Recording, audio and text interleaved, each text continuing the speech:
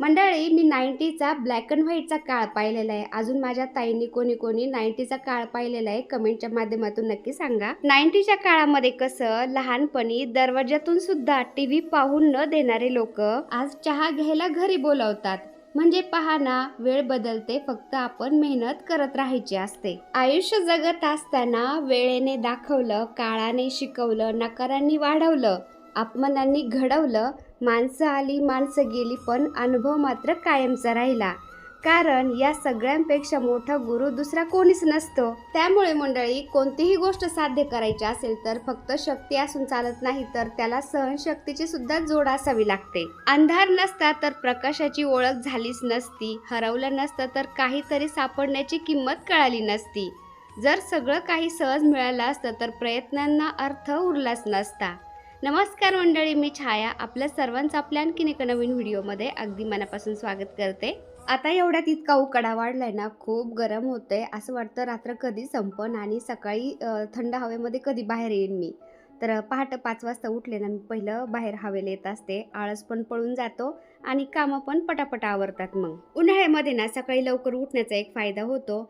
कडक ऊन पडायच्या आधी सकाळ सकाळ थंड हवेमध्ये घरातली सगळे पटापट कामं आवरून घ्यायचे आणि त्यानंतर दुपारी आपण मग मोकळे झालो ना, मग फॅन लावून, कूलर लावून, AC लावून आपण थोडा आराम करू शकतो.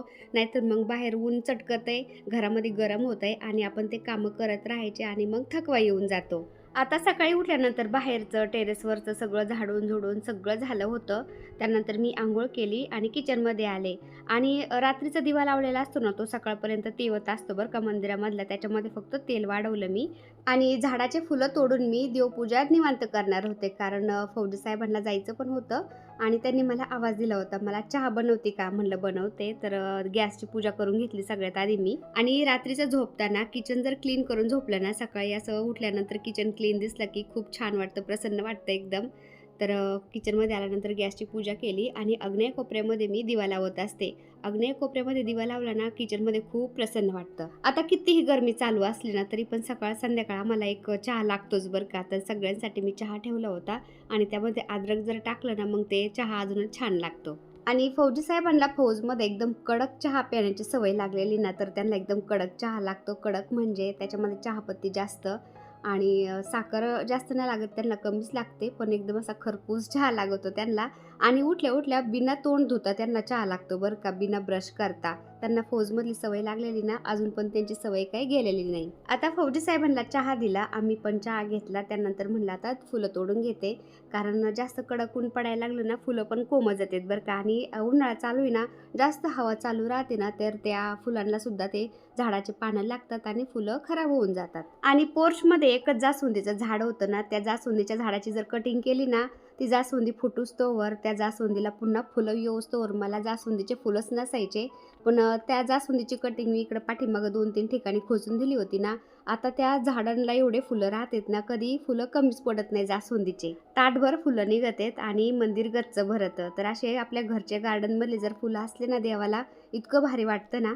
आणि त्यातली त्यात जास्वंदीचं फूल हे खूपच शुभ असतं ना, तर त्या जास्वंदीच्या फुलाकडे पाहिलं तरी मन एकदम असं प्रसन्न होऊन जातं. जास्वंदीचेच फुलं एवढे निघतात ना, तर बाकीच्या फुलांची गरजच पडत नाही, कारण टेरेसवरती घालण्याचे फुलं असतात. आणि आपल्या चाफ्याच्या झाडाला तर भरभरून फुलं असतात बरं का, गच्च झाड भरलंय ते.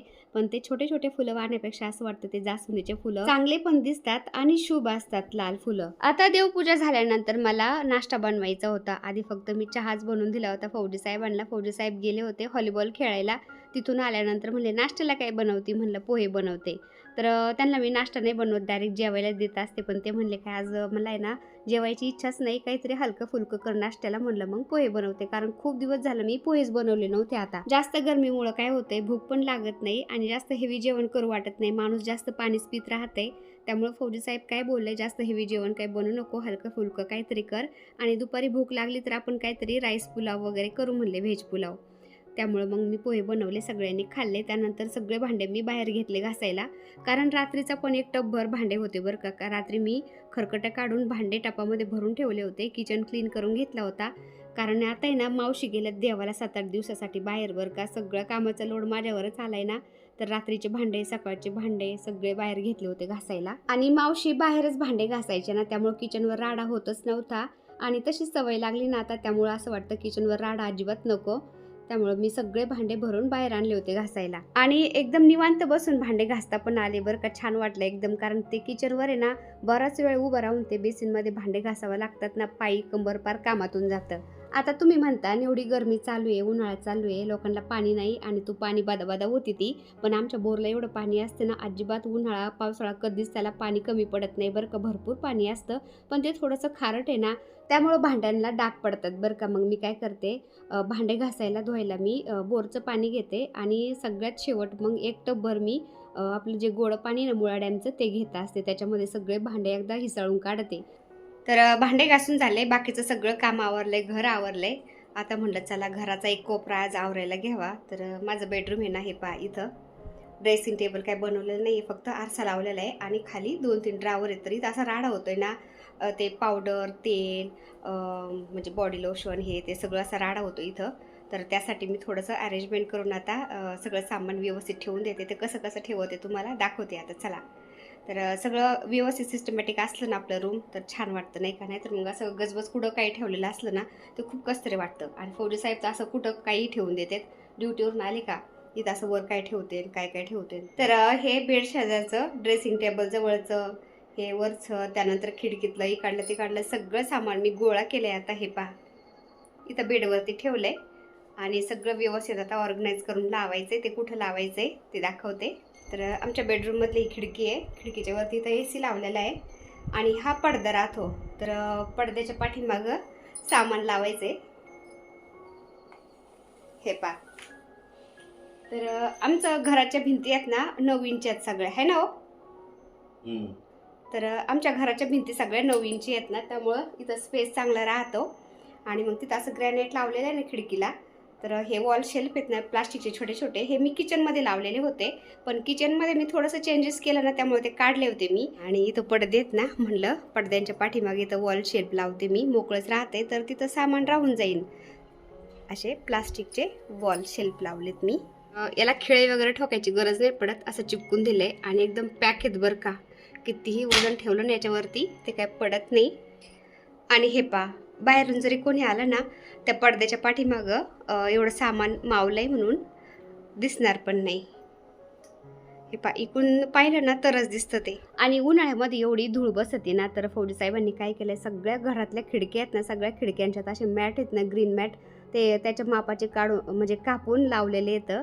म्हणजे ते 2-3 दिवस जरी त्याची डस्टिंग केली नाही ना, मग ते असं धूळ वगैरे दिसत नाही. नाहीतर मग आपल्याला रोज त्याची डस्टिंग करावं लागते आणि एवढा वेळ कोणाकडे असतं, एवढे कामं असतात ना काही सांगायचं. त्यामुळं फौजी साहेबांनी असं डोकं लावलंय. तर ते ग्रीन मॅट टाकलं मी.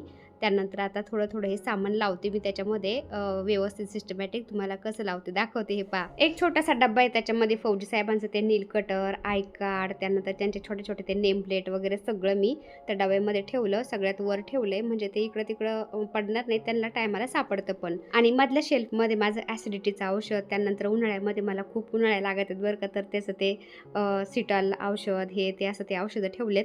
त्याच्या खालच्या याच्यात मग perfume, body lotion, hair serum वगैरे असं ते ठेवलंय. आणि सगळ्यात खाली ते खिडकीचं आहे ना कडाप्पा, त्याच्यावरती मी ज्या मोठ्याल्या बाटल्या आहेत ना त्या ठेवल्यात. आता 3 मोठ्याल्या बाटल्या कशाच्या, ते पॉन्ड्स पावडर आहे बरं का, मोठा डब्बा. फौजी साहेबांना सवय लागली ना ते कॅन्टीनवरून मोठा डब्बा आणायचं, तर ते मोठाच आणतात. आणि एक मधली मोठी बॉटल आहे ना, ती माझं चेहऱ्याचं क्लिन्झ मिल्क आहे. कधीमध्ये मी असं चेहरा क्लीन करत असते. आणि सगळ्यात शेवटचं आहे ना ते केसांचं माझं हेअर कलर आहे ना, त्याच्यामध्ये ते डेव्हलपर असतं ना मिक्स करून लावायचं, त्याची बाटली. तर असं मी व्यवस्थित सेटअप केलंय सगळं, तुम्ही बघू शकता. आणि तेवढ्या याच्यात सगळं सामान मावलंय बरं का, तेलाच्या बाटलीपासून ते माझं सनस्क्रीन आहे ना त्याच्या सहित सगळं मावलंय. तर तुम्ही बघू शकता, इकडून जर कोणी आलं पाहिलं ना, असं वाटणारच नाही की इथं काही ठेवलंय. आपण आलो इकडून तर आपल्यालाच फक्त दिसतंय इथं सामान ठेवलंय. आणि लगेच आपल्या आरशाजवळ आपल्याला थोडासा मेकअप वगैरे करायचा आहे, तेल पावडर लावायचंय ना, लगेच हातासरशी आपल्याला इथं सापडून जातं. हे पहा पावडर, तेल, परफ्यूम, आपले थोडेफार गोळ्या औषधं हे ते सगळं इथं राहते. असं मोकळंच राहत होतं. तर मला माझ्या डोक्यामध्ये थोडंसं आयडिया आली, म्हणलं चला इकडंच असा राडा दिसण्यापेक्षा ना आपण याला अशी वॉल शेल्फ लावू. कारण हे वॉल शेल्फ आहेत प्लास्टिकचे, खूप असं दणकट आहेत आणि त्याच्यावरती असं वजन ठेवलं तरी पण राहतं. प्लास्टिकचे वॉल शेल्फने मी ॲमेझॉनवरून मागवलेले आहेत. 200 रुपयात मला वाटतं काहीतरी 3-4 येतात. तर असं सामान मावतं इथं. असं केल्यानंतरच ते फक्त दिसते, बाकी दिसतच नाही. तर घरच्या घरी हे पहा ड्रेसिंग टेबल मी खिडकीमध्ये तयार केलाय. माझा ड्रेसिंग टेबल तुम्हाला कसा वाटला कमेंटच्या माध्यमातून नक्की सांगा. आणि चला आता छोटासा व्हिडिओ मी सेंड करते. व्हिडिओ आवडला असेल तर एक लाईक नक्की करत जा ताईनो. चॅनलवर नवीन असाल तर प्लीज आपल्या चॅनलला सबस्क्राईब पण करा. चला तर भेटूया पुन्हा अशाच एका छानशा व्हिडिओ बरोबर. तोपर्यंत बाय. व्हिडिओ पूर्ण पाहिला त्यासाठी मनापासून आभारी सर्वांची. सर्वांना श्री स्वामी समर्थ.